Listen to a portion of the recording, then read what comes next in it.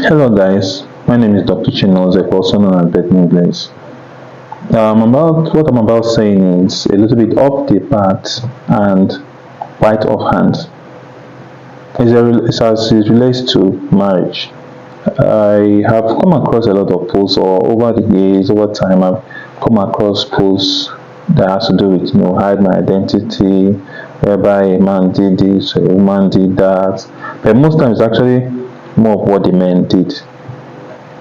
And I've come to realize that the marriage institution, based on these complaints, a lot of people have been discouraged from the marriage institution. In fact, it's more like a scaremongering, more like something that ruffles feathers, and most times you begin to wonder whether actually this is something that is worthwhile. So, and I just feel compelled to share my thoughts on some of these things because I realize that as we keep on sharing this news, a lot of people are getting discouraged. A lot of people are feeling like, does it worth it or is it not worth it? The point is not even whether it's worth it or not. It's a very noble institution. However, there are a lot of things that people are missing it. I've read certain stories. When you read certain stories, you realize that the signs or whatever that led to that complaint has been there right from the beginning. However, the individual just is blinded or has been, let me even, okay, there's an aspect whereby the individual has been blinded or has allowed herself or himself to be to have not allowed herself to be deceived by whatever that is being said rather than what they actually observed or what they have actually felt in their heart. Now, it has made it like, okay, oh, I didn't know this, or this man is this, or this man is that, and then he keeps on doing whatever he's doing. And then you ask yourself, does it mean that this person does not really note, did not really take note of these things at the beginning? Sometimes when people are in the active, acting out phase or doing those talking stage, as they say, as they call it, you begin to ask, what do you guys actually discuss? What actually do you guys look out for? What is actually the spirit leading these persons? Because many of these people, they call themselves Christians, and then you ask themselves, is it that they did not even have the spirit of God leading them to make those decisions, or they were just being guided by their loss, the money or beauty, a lot of things that make these people to make those mistakes. So it's obvious that this set of people I talked about, they are not focusing on the right thing, they are focusing on somewhere else. Because you cannot tell me that somebody that was abusing you, that was disrespecting you, that does not care about how you feel during the dating stage, suddenly becomes a loving and caring person in marriage. Now, those same people, you see them, okay, you see that most of the things the person is saying from the beginning did not. So the person is like, what actually led you to be blinded? Obviously, the person made a mistake. Now, there's also another group of people that they did not know, or maybe the person hid their behavior and all that, then they saw something different in the marriage. That's also another aspect. However, I know that a lot of people today have not actually come into the institution of marriage with a sincere heart. A lot of them just want somebody that will come and solve their problems, that come and take care, that becomes a poverty alleviation problem, becomes a means whereby they want to upgrade themselves financially. Now you hear some people say, oh, money is good, but I want money and love. But the truth about it is that you cannot suddenly love somebody or claim to love somebody when your focus is all about money. Nobody says money is not important. Money is very, very important. But the truth about it is that many people actually have tried to justify their love for someone by actually by actually loving that person and looking at money. Okay, now you are looking at money, so you want to justify love for that person because the person has money. Doesn't mean you actually love the person, because when you are loving somebody, you are not taking cognizance of some things. It's important to actually bring this in focus. You want a particular kind of standard for yourself. Perfect, very, very fine. But don't just come out and tell us, okay, that because it is not, we don't want to suffer. Yes, if you're actually making a decision to get married to somebody as a result of maybe the person's financial status, perfect. Meanwhile, just be ready for anything that comes out of it. You reap the fruit of whatever you have sowed. You cannot suddenly feel that okay, that the person that after all that you suffered so much while taking care of your child or while growing up, and then you feel that you want marriage to be an upgrader of your social life. Meanwhile, you don't want to work for it, or you have not even been able to put your hand, get your hand dirty to actually achieve that. You want somebody to come to become that source of provision to you.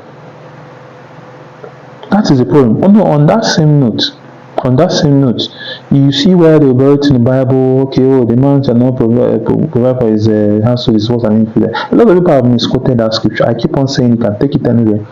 A man being the provider is actually a cultural, is cultural, not scriptural. It's cultural. In the same Bible you're talking about in Second Timothy, if I'm not mistaken, that place is talking about was talking about widows, the negligence given on to those widows as a result of the situation, the social setting at that time. So you cannot say that it's a man. It was actually anyone. The audience was a general audience, so it was not actually addressing only men. When you read that place in context, a lot of us are too lazy to read things in context. So obviously, you just use it to justify whatever you want to justify. And that is what happens. A lot of people that claim to be Christians today, they don't read things in context. They just pick out things, go out there and say whatever they want to say, use it to justify whatever thing they want to do. The selfish person uses scripture to justify it. The adulterous person uses scripture to justify it. The person that steals, the thief, the robber wants to use scripture to justify. And funny enough, all of these things I mentioned, you can use Bible to justify them. That doesn't mean they are right. Excuse me. So now, when it comes to this issue, we have to actually be very, very careful in the way we do some of these things, because many times we end up creating problems for ourselves. And when we create problems for ourselves on account of all this, we end up causing more problems for future generations, people that are looking up to us, people that are actually looking at us to learn from us. Tomorrow you say, okay, it's bad, but oh, men are this, women are that. Yet it is actually your own action that led to that. For crying out loud, why can't you be kind? Why can't you be kind? Whether you're a man, a woman, or whatever. Why can't you be kind? Because if you're actually kind and you look out for somebody that is kind, all these things will not come up. Because everybody is working towards a goal, the goal of raising the family, the goal of raising a very prosperous family, the goal of sustaining the family. So you're not looking at, okay, whether the person has a money or what. You're not looking at whether the woman is from a rich family. Everybody's looking out for themselves. But unfortunately, we live in a society where everybody is selfish, very, very selfish. So obviously, everybody is looking at what they stand to gain. What do you stand to gain? So they're just, okay, this is what I want to gain. To them, they now work towards it. Obviously, when you focus more on what you want to take, that is what you're going to get. How many of us now actually listen to me, or that will listen to me, are actually looking at what they're going to give? You want somebody to give you don't want to receive. I thank God for a lot of people who are actually coming up to it now. You want a prosperous life, a family, a husband, or you want a family whereby there's so much money, yet you're not willing to work, you're not willing to make that effort. Many of us are limited ourselves to, okay, just some petty business, something just making pittance, just to be able to have money. Yet, as a human being, you deserve to dream bigger. You say, oh, my husband doesn't. Yes, because a lot of you, when you people make that money, you make that money and disrespect him. Now he feels that his worth is limited to provision. So obviously you meet that person who limits his worth to only providing for his family. The moment he's not able to do that, that becomes a problem. Like I said, it's an off the bat and offhand talk here. So don't just go with me if there are some things I'm bringing up a lot of talk, because there's so much to be said about this. There is so much to be said. So that's why I encourage every one of us. The most important thing you should look out for is the kind of person you are going out for. Be very critical about it. Don't allow emotions to becloud your sense of reasoning. Don't allow your hunger and your drive and your lust to make you fall into the hands of someone that is going to crush you. Because that is a mistake a lot of people do. When I read so much of this hide my identity, oh man, this and that hide my identity, I see a lot of them who make this, and you don't like sometimes you are virtually moved to blame the victim. You do, that's a normal thing we do around here. It's common for us to blame the victim. But many times, truly, the victim deserves to be blamed because you're looking at fire. You decide to embrace fire to know whether it's actually hot or cold. Like seriously, excuse me. Fire is hot, but some people want to try to know whether the fire is actually hot or cold. Is that not foolishness?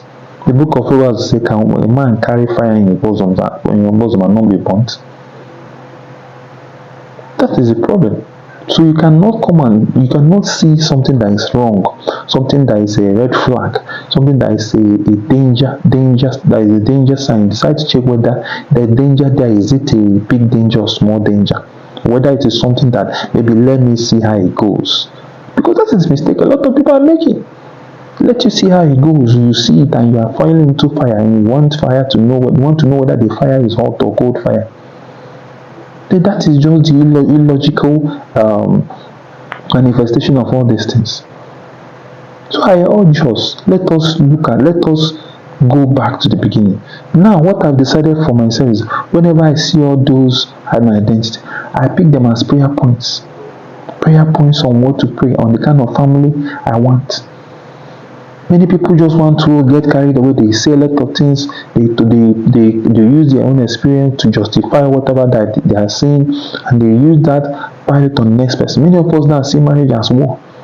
So if you to prepare to become the best version of yourself, to become to that person that you want to get married to, you are actually preparing yourself for war. You are equipping yourself with different forms of arsenal to be able to fight that person that you're going to marry with. Then what do you expect? Many of us don't believe that the people can be faithful again. Then why are you worrying about going to marriage? Then simply live your life. Don't go into marriage. Many of us want to be cheated. Men are this. Okay, you have to find it. Many times, the things that we're afraid of is what we project into the lives of people. Now, many of times, those people actually, because of their weakness, our projection, because life is very spiritual, we project those fears onto people who are weak. And when you project fear into someone that's weak, the person is definitely going to fall. It's not rocket science. It's just because the person is weak. Because if the person is strong, the person will not fall. But then, because the issues of life stem from the heart, you're able to channel or direct the course of somebody that you're getting married to on account of what is going on in your heart. Because you people become one, obviously it will happen. Because when two become one, it means that the next person becomes an extension or a continuation of the other person. In that way, whatever that is going on in your heart becomes effective on the life of that person. That is why it's important that two of you become one on account of a heart, of a pure heart. A heart that resonates with love and kindness. Because when that happens, you people will be able to build up on your strengths, build up on your weakness, be able to cover for your weaknesses. But when you project your fears on someone else who is weak in that regard, obviously the person is bound to fall. It is not rocket science. So this is why it's important for us to take note of these things. Me, that is my own. I've taken my decision is to using all those issues I pointed out as prayer points. They are very important to me, and that is how I'm facing it.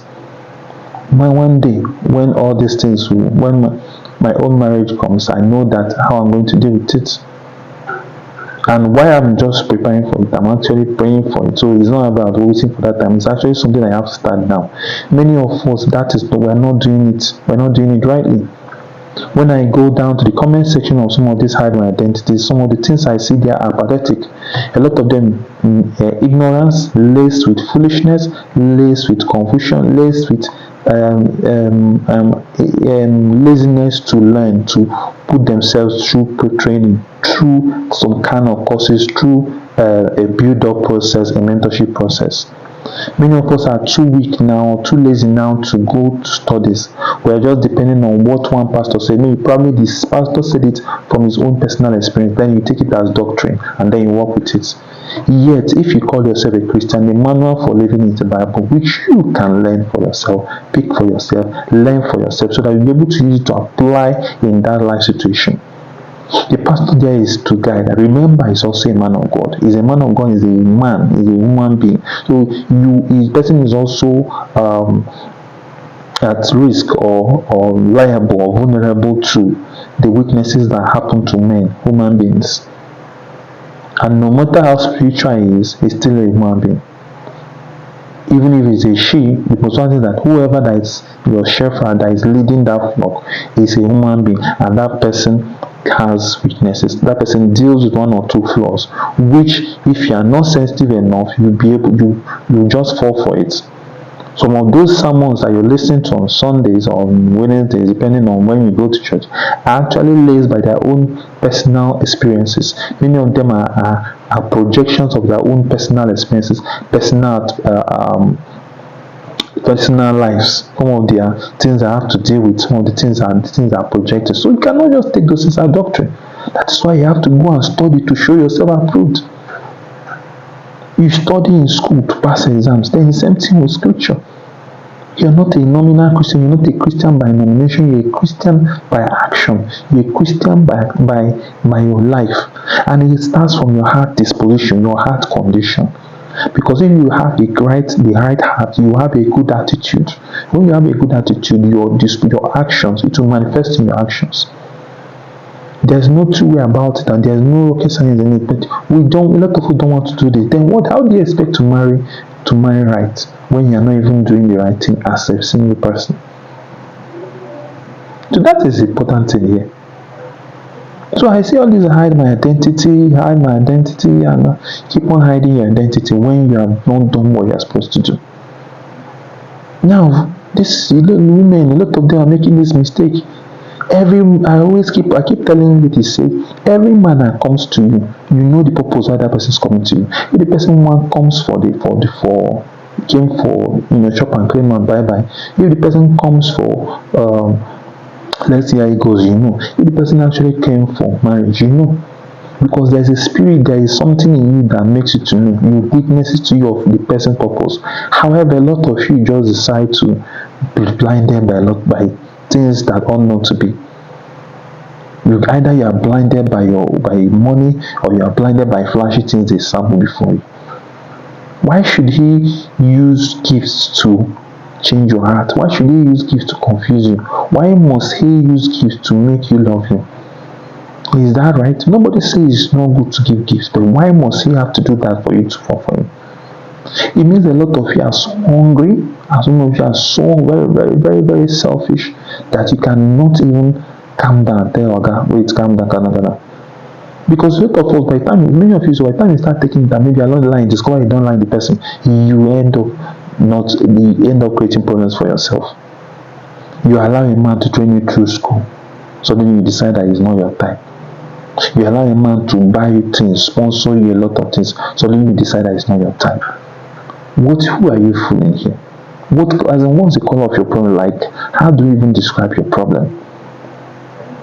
Let me even leave that for the ladies. Now let's come to the guys. In fact, let me still be honest, because there's something I need to point out. Like I mentioned earlier, a lot of you are not dreaming to make money, to do things. A lot of you are just looking at just to low part, just that low thing you want to achieve in your life. No big dreams, no ambition.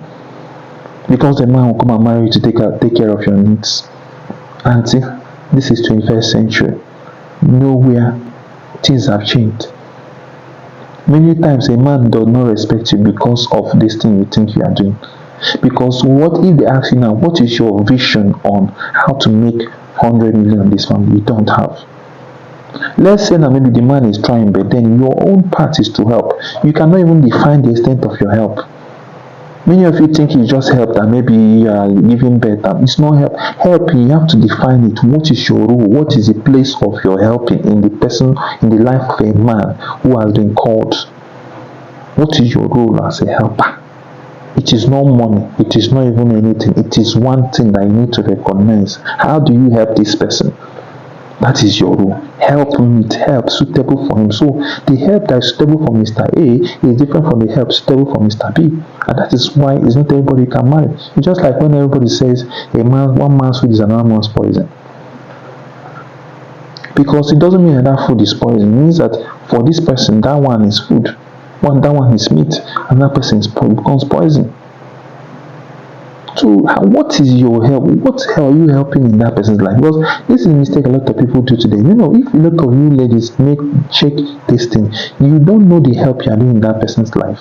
It's when you recognize it, then you know that not any person you settle for. Help means that you are not going to take up the head, but you are going to assist, you are going to provide assistance.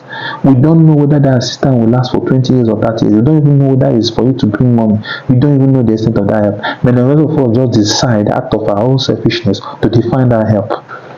Then when you define that help, you realize that the definition of your helping does not meet the requirements of the person you are helping.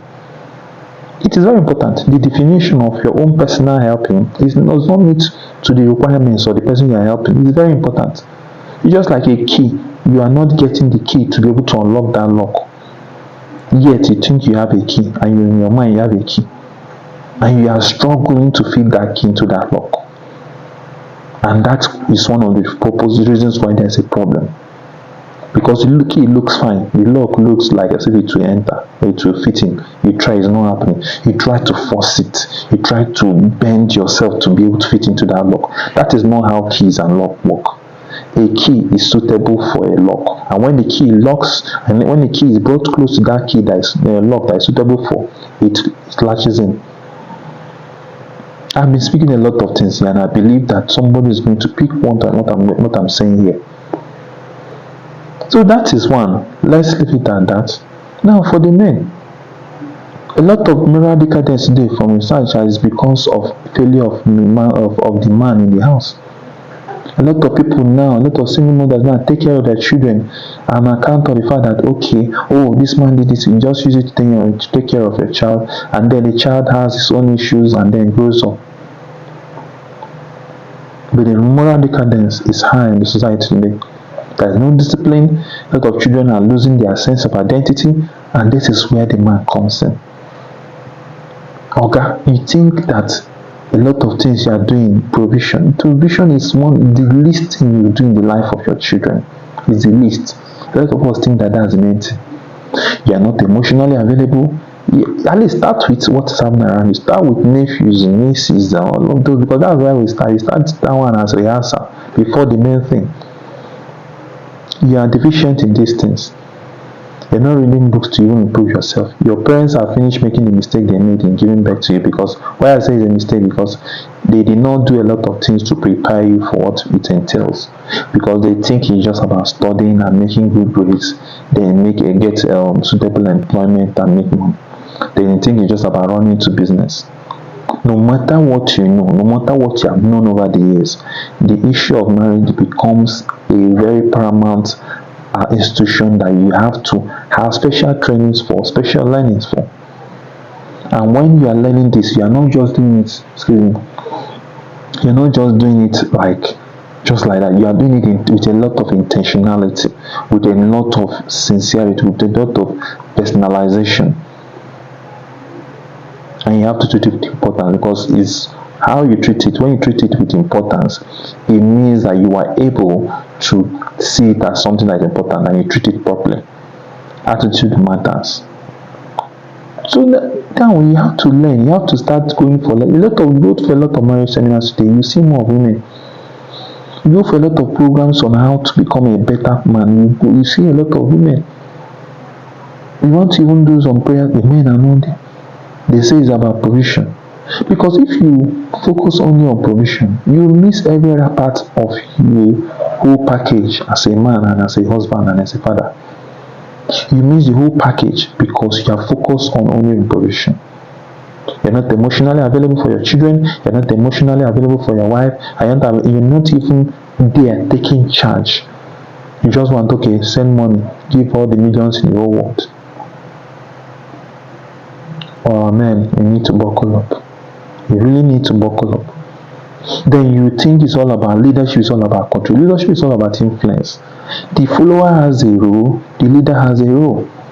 Being a leader doesn't mean that you are a tyrant, that everybody, that when you cough everybody catches cold. It doesn't mean that when you just talk everybody will now be shivering like a Christmas boot, or like a dog that is afraid.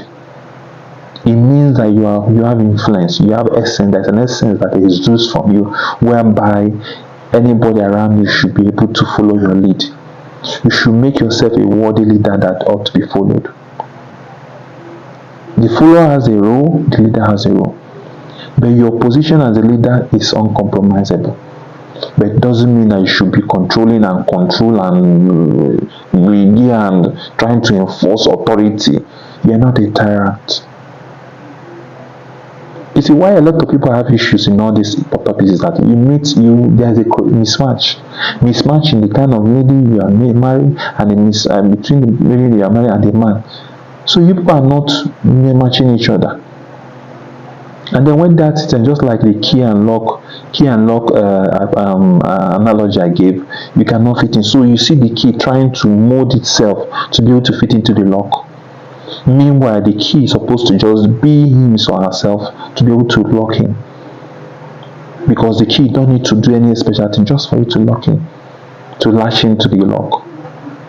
But then you have to force the key, you mold on it, do this, force it inside to now fit in. And then when that happens, because it is not an efficient process, it becomes so tiresome, so burdensome, so stressful. Because what is the essence of relating with human beings? The only difference in this case is because you are living with this person every day. What is the problem with living with human beings? It's not about everybody understanding each other, their roles, their responsibilities, and and what they ought to do at any point in time. So when you recognize your roles, you're able to achieve your goals. When you take responsibility for your actions, for your inactions, you discover that everybody is able to find a balance in relating. Because everything is all about symbiosis. You give me, I give you. Not one person giving one person, and then we try to justify it by all sorts of theories about women and that. Please, everybody should take responsibility for your actions, take responsibility for their inactions. You have to accept that you have a role to play. You define your role, you achieve your goal. Everybody, when they define their roles, they'll be able to take responsibility to achieve their goals. That is how it works. But some of us don't want it that way. We want fire. We want fire, brimstone, we want war. What is the problem with relating, for crying out loud? To me, I've told you what I want to do in my life. I believe that I'll still get back to this topic, and so subsequently, there is still so much to say. But I know that part of the problem we're having today is that, okay, when you say provision, yet why many of you, when you go to the Western societies, you decide to start sharing bills? Because people don't understand the core thing here. You talk about 50-50, or man this, man that. Because when you understand the core issue here, these things won't be conflicts. The life you are living here is also the same life you are living when you travel abroad. So that is the thing. So, but because everybody in selfishness has not allowed a lot of people's stars to shine, they just want to just do things, and then tomorrow they start looking for who to apportion blames to. So that is why I want to share this with us. I believe God will help me to talk more on this topic and also other topics that I talked about. Marriage is honorable. Marriage is a noble thing. However, we have a role to play. You have a role to play. I have a role to play. Any person, any party in the union has a role to play. Before we start talking about third parties, external bodies. Because if we don't do this right, the children that will come out of that union will have a disjointed setting. They will be disjointed. They will lack certain attributes. They will lack certain qualities that they need. You might think it's not showing, but because these children are tabula rasa, their minds are just innocent. So it's the experiences that you build up around them is what they are going to grow up with. That is why somebody that grew up with an abusive among abusing parents will see abuse as normal, as nothing, unless maybe there's a lot of work that is done to disabuse that child from that or mindset. Otherwise, that is what is going to happen. It is in the home that they learn that you don't receive gifts anyhow from people. That as a lady, when you start receiving all those kind of gifts, start asking questions. As a guy, you don't define people's worth by giving them gifts. A woman doesn't have to receive your gift to like you. Does it mean gifts are bad? No. It means that being kind is more important, is paramount. But these are just some of the little things, some of the pertinent things that I'm just bringing out there. I hope that I'll be able to bring out more issues as we go on. So that's it for today. My name is Dr. Chima Ozekwe, also known as Bethany Blaze. I'm a medical doctor, physiotherapist, and content creator. These are my thoughts, some of my thoughts and musings on the subject of marriage. Thank you, and God bless.